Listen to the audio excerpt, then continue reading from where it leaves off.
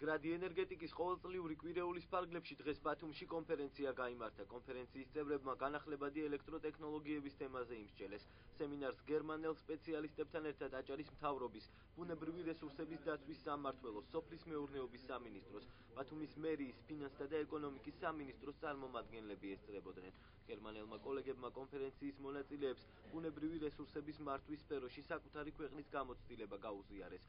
კონფერენცია 5 დღის განმავლობაში გაგრძელდება. მისი მიზანია ხელი შეუწყოს განახლებადი ენერგეტიკისა და ენერგოეფექტურობის განვითარებას. გერმანელი სტუმრები ხვალ გონიოში, მაჭახელასა და ქობულეთში იმ სტრატეგიულ ადგილებს დაათვალიერებენ, სადაც სამომავლოდ შესაძლოა ჰესები აშენდეს.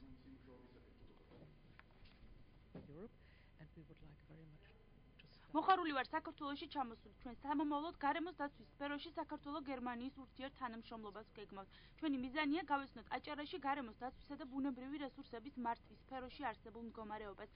სამომავლოდ ჩვენ რამდენიმე პროექტის განხორციელებას ვგეგმავთ.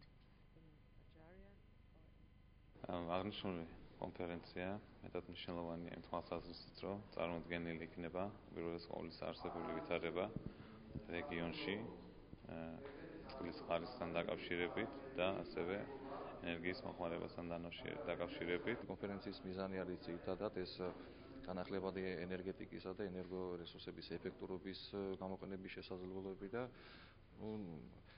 ასევე ჩვენ მოვისმინეთ გერმანიდან წარმოადგენლი სტუმრების მიერ ჩატარებული ინფორმაცია თუ როგორ ვითარდება ეს განახლებადი ენერგორესურსები მათ ქვეყანაში და ის შესაძლებლობები როგორ შეიძლება ამ შესაძლებლობების ჩვენთან გამოყენება.